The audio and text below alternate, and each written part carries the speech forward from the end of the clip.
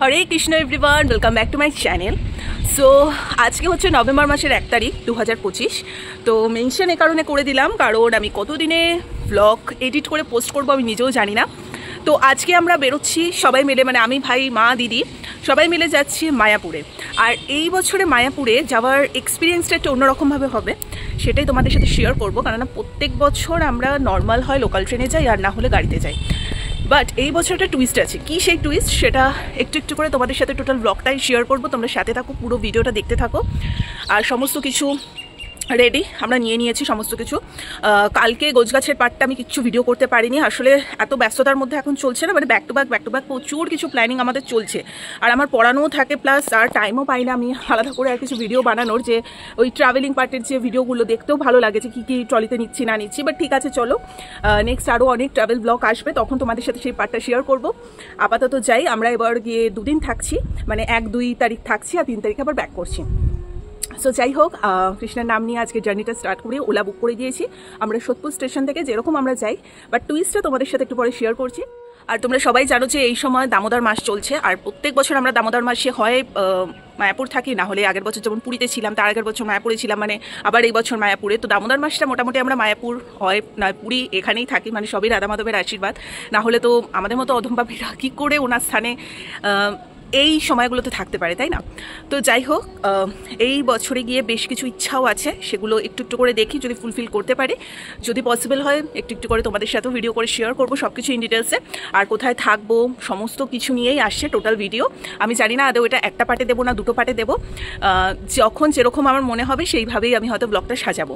তো প্লিজ তোমরা সকলের সাথে থেকো এবং পুরো জার্নিটা এনজয় করতে থেকো। হরে কৃষ্ণ। তো তারপর যথারীতি আমাদের ওলা চলেই এসেছিল। তো তোমাদেরকে যে সারপ্রাইজটা দেবো সেটা একটু পরেই তোমরা জানতে পারবে। তো সেটা হচ্ছে, চলো তোমাদেরকে বলেই দিই।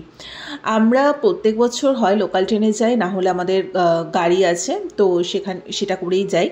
কিন্তু এই বছরে আমরা দেখলাম যে এসি লোকাল ট্রেন চালু হয়েছে। তো আমাদের তো ভীষণ ইচ্ছে ছিল যে এইবারে যখন মায়াপুরে যাব তখন আমরা এসি লোকাল ট্রেন করে যাব। তো ফার্স্ট টাইম একটা এক্সপিরিয়েন্সও হবে আর তোমাদের সাথে শেয়ার করাও হবে যে কীরকম কী হয়। তো তোমাদের টিকিটের প্রাইসটাও জানিয়ে দিচ্ছি। টিকিটের প্রাইস হচ্ছে 130 টাকা, শিয়ালদা টু কৃষ্ণনগর। আমরা যেহেতু সোদপুর থেকে উঠেছিলাম তাই আমাদের সোদপুর থেকে কৃষ্ণনগরে 130 টাকা করে লেগেছে পার পারসন। আর টাইমিংটা বলে দিচ্ছি, সোদপুর থেকে যারা যেতে চাও সেই টাইমিংটা হচ্ছে 10:30। ঠিক আছে, 10:15 থেকে 10:30টার মধ্যে ঢুকে যায়।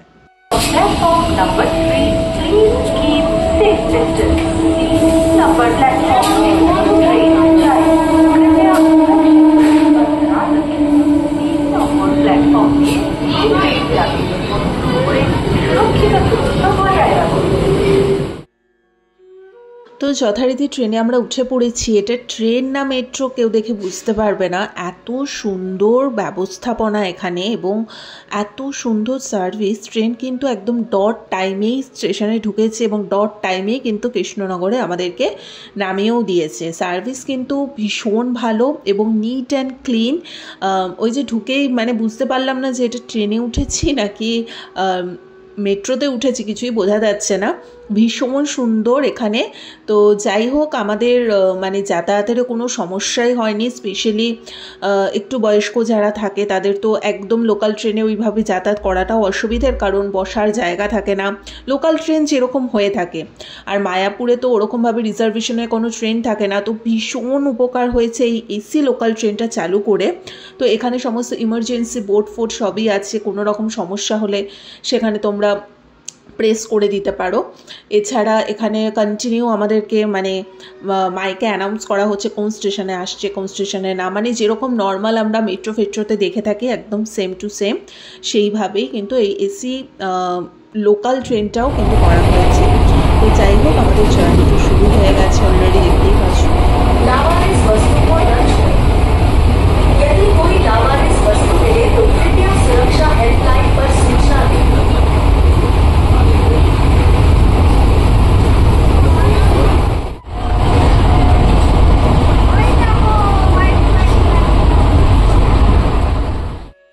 তো তো মাত্র 2 ঘন্টার মধ্যে আমরা পৌঁছে গেলাম আমাদের কৃষ্ণনগর স্টেশন।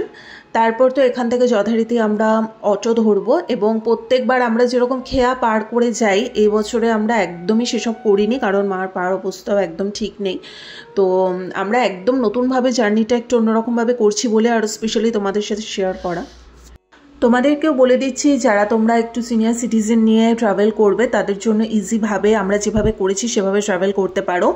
এখান থেকে অটোর দুরকম অপশান আছে। একটা অটো হচ্ছে তোমাদেরকে মানে কৃষ্ণনগর স্টেশন থেকে ফেরিঘাট অবধি ছেড়ে দেবে, ওখান থেকে আবার লঞ্চ করে আবার অটো ধরে তোমাদের পৌঁছাতে হবে, যেটা আমরা এত বছর করে এসেছি। বাট এই বছরে আমরা ডাইরেক্ট আরেকটা গ্রুপ থাকে অটোর, যারা একদম ডাইরেক্ট কৃষ্ণনগর স্টেশন থেকে 2 ঘন্টা লাগে মায়াপুরে পুরোপুরি নামিয়ে দেবে। মানে ওখানে তোমাদেরকে আলাদা করে কোনো ফেরিঘাটে নামতে হবে না, আবার আলাদা করে ফেরি করে ওই পারে গিয়ে আবার টোটো ধরার ঝামেলাটা থাকবে না। সো মাত্র দাদাটা 2 ঘন্টাতে 400 টাকা নিয়েছে। মানে এটা আমাদের এখানে তো ভাবাই যায় না যে 2 ঘন্টাতেই কি, আমরা সামান্য আধ ঘন্টা ডিস্টেন্সেই কোথাও গেলে 500-600 টাকার নিচে নেয় না ওলা ভাড়া, সেখানে ওরা 2 ঘন্টা মোটামুটি এখান থেকে লাগে কৃষ্ণনগর স্টেশন থেকে আমাদের মায়াপুর পৌঁছাতে এক অটোয় মাত্র 400 টাকা নিয়েছে, যথেষ্টই সস্তা। তো আমরা ডাইরেক্ট একবারেই নেমে গেছি, আমাদের পক্ষেও খুব সুবিধা হয়েছে এবং তোমাদেরকেও ইনফরমেশনটা জানিয়ে দিলাম যে দুভাগেই কিন্তু স্টেশনে অটো ওরা দাঁড়িয়ে থাকে, যেটা তোমাদের সুবিধা সেভাবে তোমরা ট্রাভেল করতে পারো। আর যারা তোমরা ইয়ং জেনারেশনে ছেলেপুলে আছো তারা আই থিঙ্ক ফেরিঘাট পার করে আসতেই পারবে, সেটারও মজা অন্যরকম। আমার এই চ্যানেলে অনেক মায়াপুরের ভিডিও আছে, আমরা সেইভাবেও বহুবার এসেছি, সেটাও তোমরা দেখতে পারো। তো যথারীতি মায়াপুরে আমরা নেমে গেছি এবং ভেতরে একদম অটোগুলো রাখা থাকে, ওরা একদম আমরা যে ঈশ্বরদয়ন ভবনটা বুক করেছি তার সামনেটাই নামিয়ে দিয়েছে। তো ঈশ্বরদয়ন ভবনের উপর প্রপার ভিডিও আমি নেক্সট পার্টে শেয়ার করব, এই একটার মধ্যে আমি শেয়ার করছি না। টোটাল রুম কস্ট, আমাদের রুমটা কীরকম, সবটাই নেক্সট পার্টে তোমাদের সাথে শেয়ার করব।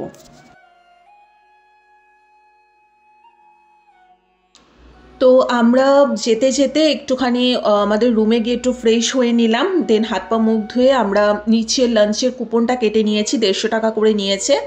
1টা থেকে 2টো পর্যন্ত এখানে প্রসাদ দেওয়া হয়। তো প্রসাদে অনেক কটা আইটেম ছিল।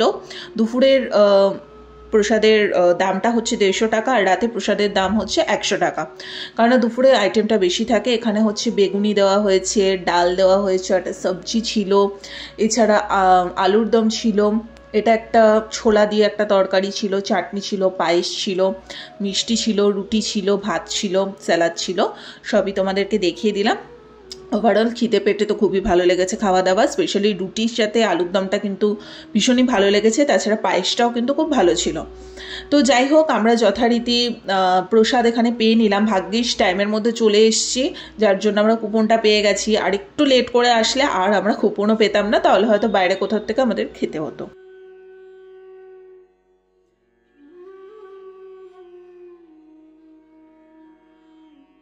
তো যথারীতি খেয়ে দিয়ে ওপরে চলে এসেছি। আমাদের রুম থেকে ছোট্ট একটা গ্লিম্পিক্স তোমাদেরকে এই পর্বে দেখিয়ে দিচ্ছি। একদম আমাদের জানলাটা খুললেই, রুমের জানলা খুললেই কিন্তু মায়াপুর টেম্পল একদম সুন্দর করে দেখাই যাচ্ছে, তোমরা দেখতেই পারছো। এটা একদম আমাদের রুমের জানলা থেকেই পুরোটা দেখা যায়।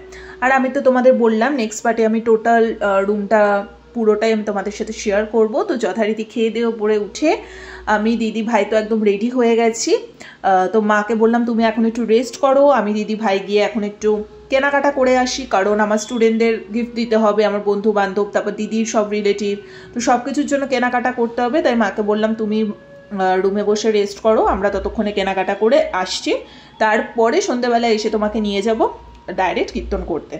তো এখানে বাইরের থেকেই আমরা অনেক কিছু কেনাকাটা করেছি, কারণ ইসকনের ভেতরে মার্কেট আছে ঠিকই, কিন্তু যথেষ্ট বেশি দাম সেখানে। তো বাইরে তোমরা এরকম বহু দোকান পেয়ে যাবে যেখানে তোমরা গিফট পারপাস অনেক কিছু কিনতেই পারো। তো তারপর যথারীতি রুমে এসে মাকে নিলাম, মাকে নিয়ে আমরা চলে গেলাম ডাইরেক্ট মন্দিরে। আর রাধা মাধবকে আজকে পুরো নীলে সাজানো হয়েছে, অপূর্ব সৌন্দর্য, কি আর বলবো। তারপরে আমরা অনেকক্ষণ কীর্তন করেছি, সেই পার্ট তো তোমাদের সাথে ভিডিও করতে পারিনি, কারণ যথারীতি ফোন থাকে জমা দেওয়া। তো কীর্তন করে মানে ফাটিয়ে কীর্তন যাকে বলে, মানে কীর্তনের তালে তালে নিজেকে চুপচাপ রাখা যাবে না, তখন নাচতেই হবে, সবাই বাধ্য নাচতে। তো সকলে মিলে আনন্দ করে কীর্তন করে তারপর আমরা গোবিন্দাসে চলে এসেছি রাতে ডিনারটা করার জন্য।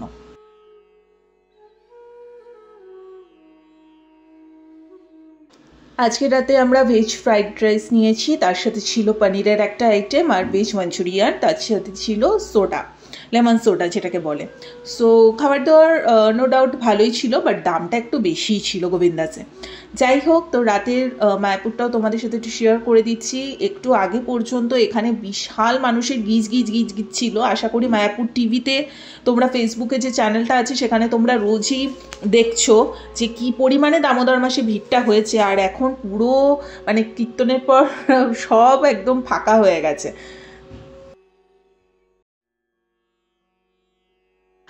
হরে কৃষ্ণ বন্ধুগণ, আজকে হচ্ছে 2 তারিখ আর আজকে ছিল উত্থান একাদশী। যারা তোমরা এই একাদশীটা পালন করেছো তারা জানো। তো খুব ভালো সময় ভগবান আসলে এই বছরে আমাদের নিয়ে গেছে। আমরা তো প্রত্যেক বছর দামোদর মাসে যাই এবং উত্থান একাদশীর দিনটাও কিন্তু পুরোটাই আমরা মানে মায়াপুরেই সেলিব্রেশন করেছি। তো আমাদের রুম থেকে একটু সকাল সকাল মানে মন্দিরের দৃশ্যটা শেয়ার করে দিলাম। তারপরে আমরা রেডি হয়ে যথারীতি বেরিয়ে পড়েছি। আজকে উত্থান একাদশী আমার ছিল, তো আমি একদম আজকে ঠিক করেই গেছিলাম যে গোমাতা সেবাই করব আজকে। তো যেমন ভাবনা সেরকম কাজ। আমি আর দিদি, মা, ভাই সবাই মিলে আজ গোমাতা সেবার জন্য কুশালাতে বেরিয়ে পড়েছি যাওয়ার জন্য। তো যেটা বলেইছিলাম যে ইসকনের মধ্যে ওদের টোটো থাকে, ওরাই সব জায়গা ভেতরে সমস্ত ক্যাম্পাস ওরা নিজেরাই নিয়ে যায়, কারণ বয়স্ক যারা যায় তাদের তো আর হেঁটে হেঁটে এতটা ঘোরা সম্ভব হয় না, তো টোটো ভেতরে থাকলে সুবিধা। তো যথারীতি আমরা গোশালাতে চলে এসেছি এবং আজকে আমি গোমাতা সেবাও দেব। তো এখানে নিচে তোমরা অনেক কিছু টাটকা ঘি, তারপরে সমস্ত কিছু পেয়ে যাবে। এখানে দুধের তৈরি অনেক মিষ্টি, তারপর মিষ্টি দই, লস্যি অনেক কিছু পাওয়া যায়, সেগুলোও খেতে পারো। তাছাড়া একদম গোশালা থেকে ঢুকতেই ডোনেশনের একটা বুথ রয়েছে, তোমরা একটু পজ করে দেখে নিও। যারা তোমরা গোমাতাকে একটু ডোনেশন কিছু করতে দিতে চাও তার জন্য কিন্তু এখানে সমস্ত অ্যামাউন্ট, কোয়ান্টিটি, আইটেমস সব কিছু লেখা আছে। তোমাদের যেমন সাধ্য সামর্থ্য সেইভাবে তোমরা দিতেই পারো, কোনো অসুবিধা নেই। আমরা দিয়েছিলাম আজকে টোটাল একদিনের জন্য, মানে 1 প্লেট 500 টাকা করে নিয়েছে। টোটাল একদিনের জন্য আমরা আজকে গোমাতা সেবা দিয়েছিলাম। সকালের সেবাটা আমরাই করিয়ে দিয়েছি, গোমাতাদের নিজেদের হাতেই সেবা দিয়েছি। আর বাকি রাত অবধি ওরা আমাদের নামেই, নামগোত্রতেই ওরা বাকি দিনটা পুরো ওরাই আমাদের নামে দিয়ে দিয়েছে গোমাতা সেবা। তো এরকমও অপশান আছে, তোমরা চাইলে সেটাও করতে পারো। আর আজকে উত্থান একাদশী, এত পবিত্র একটা তরতাজা একটা ভীষণ পাওয়ারফুল একাদশীর দিন, যেদিন চতুর্মাসের পর কৃষ্ণ শয়ন থেকে ওঠেন। এই দিন মানে গোমাতা সেবা দেওয়া মানে একটা বিশাল ব্লেসিং ভগবানের। আর ভগবান না চাইলে আমরা আজকের দিনে মায়াপুরে আসতেও পারতাম না আর গোমাতা সেবাও করতে পারতাম না। তো যথারীতি খুব ভালো লাগলো, আনন্দে মনটা ভরে গেল। এত পবিত্র গোমাতারা, মানে সত্যি কি বলবো, এত অধম পাপির হাত থেকে যে গোমাতা সেবা নিয়েছে এটাই অনেক। তারপরে যথারীতি আমরা আবার ব্যাক টু মন্দির এবং গিয়ে দেখলাম ফরচুনেটলি আজকে আমিও পিঙ্ক পরেছিলাম এবং রাধা মাধবকেও পিঙ্কেই সাজানো হয়েছে। তো চোখটা গেল আরও জুড়িয়ে। তারপর তো দেদার কীর্তন কাকে বলে। তো যাই হোক, আমি যথারীতি সেই পার্টগুলো কিছু দিতে পারিনি, কারণ ফোন থাকে একদম জমা। তো বিশাল কীর্তন করে আবার বেরিয়ে পড়েছি, যেহেতু আজকে আমার একাদশী। তো গোবিন্দাস প্রসাদামে চলে এসেছি। এখানে উত্থান একাদশীর সমস্ত খাওয়া দাওয়া ওখানে পাওয়াই যাচ্ছিল।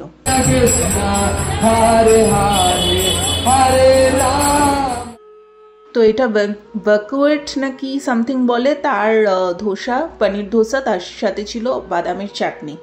কারণ আজকের দিনে অন্ন তো কিছু খেতে নেই, রবি শস্য খাওয়া একদমই বারণ, তার জন্য আমি এটা দিয়ে আজকে লাঞ্চটা করেছি এবং ভীষণ টেস্টিও ছিল। তো তারই মধ্যে দেখলাম কোথা থেকে একটা আমাদের জানলা থেকে পায়রা উড়ে এসছে এবং সোনা বাবা প্রথমে একটু ভয় পাচ্ছিল, কিন্তু তারপরে মা যখন কোলে নিয়ে আদর টাদর করলো, একটু জল টল খাওয়ালো, ও আবার দেখি মানে একদম গায়ের সাথে লেপটে আছে। তো এটাও ভীষণ একটা শুভ সিম্বল, তাই না? তো যাই হোক, ওভারঅল ভগবান সব কিছু ভালো করুক, সকলের ভালোই চাই এবং আমাদেরও একটু একটু করে ওনার ব্লেসিংয়ে আরও কিছু ভালো হোক, এটাই নিজেরাও চাই। যাই হোক, তারপরে দুপুরটা তো এইভাবেই কাটলো। আবার সন্ধ্যাবেলা আমরা যথারীতি রেডি হয়ে গেছি আজকে একটু যাব হচ্ছে আমাদের সাইট সিন করতে। সাইট সিন বলতে সেরকম কিছুই না, আমরা যাব আজকে মায়াপুর থেকে বাইরে বেরিয়ে রাজাচন্দ্রপুর জগন্নাথ মন্দিরে আজকে। কারণ আমি এর আগে কোনোদিনও এই জগন্নাথ টেম্পলে যাইনি, আমি অনেকের মুখে শুনেছি।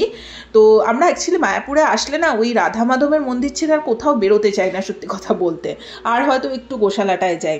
তো যাই হোক, তারপরে ওখান থেকে বেরিয়ে একটা অটো ধরলাম, মানে একদম মায়াপুর থেকে বেরিয়ে মায়াপুরের গেটের বাইরে অটো পাওয়া যায়, ডাইরেক্ট ওরা রাজাচন্দ্রপুর জগন্নাথ টেম্পলের সামনেটাই নামিয়ে দেয়। এছাড়াও তোমরা যদি বাকি আরও সাইট সিন করতে চাও সেটাও করে দেয়, কিন্তু আমাদের আর বাকি সাইট সিনের অত ক্রেজও ছিল না। আমরা জাস্ট গেছি আজকে একটু জগন্নাথ দেবকে একটু দর্শন করব, তারপরে আবার যথারীতি মন্দিরে এসে ফাটিয়ে কীর্তন করব। একটা কথাই বলবো, যারা এখনো অবধি রাজাচন্দ্রপুর এই জগন্নাথ টেম্পলে যাওনি ডেফিনেটলি একবার যেও, কারণ এত মনটা ভরে গেছে, ভাগ্যিস এসেছিলাম, না হলে অনেক কিছু মিস করতাম। বাইরেটা খুব সুন্দর, কৃষ্ণের সমস্ত লীলাগুলো রাখা আছে, এবং মন্দির চত্বরের ভেতরটা এবারে তোমরা পুরোটা দেখতে থাকো।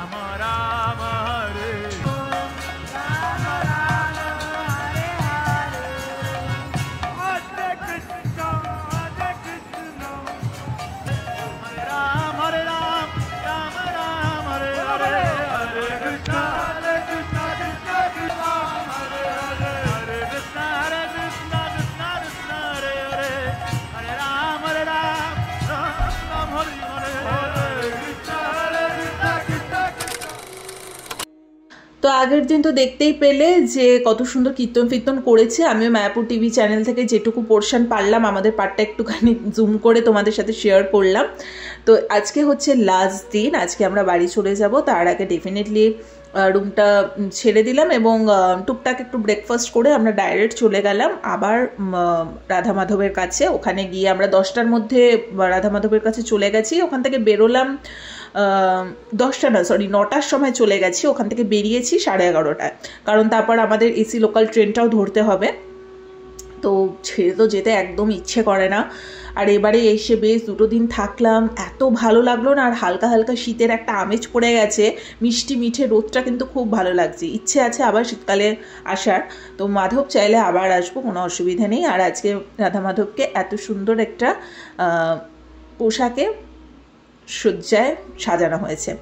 তো তারপর আমরা ডেফিনেটলি ওখান থেকে টাটা বাই বাই করে অটো ধরে আবার সেম প্রসেসে আমরা কৃষ্ণনগর স্টেশনে চলে এসেছি। এবং কৃষ্ণনগর থেকে আমাদের শিয়ালদা পর্যন্ত যে ইয়েটা থাকে, মানে ট্রেনটা, এসি লোকাল ট্রেনটা, সেটা কিন্তু 1:30টার সময় চলে আসে। আর প্রাইস ওই 130 টাকা করেই পার পার্সন। তো আমরা তো আর শিয়ালদা অবধি যাবো না, আমরা সোদপুর স্টেশনে নেমে যাব। তো যথারীতি আমাদের জার্নিটা ভীষণ স্মুথ হয়েছে, ভীষণ রিল্যাক্সে, আমরা ভীষণ আনন্দের সাথে 2-3টে দিন একটু কাটিয়ে আসলাম রাধা মাধবের কাছে গিয়ে। তো সত্যি এগুলো হয়তো কিছু পুণ্য না করলে পাওয়া যায় না। তো তো ভগবান সকলের মঙ্গল করুক, সকলে নাম জপ করতে থাকো। হরে কৃষ্ণ, রাধে রাধে। ভালো লাগলে লাইক কমেন্ট শেয়ার সাবস্ক্রাইব করে দিও।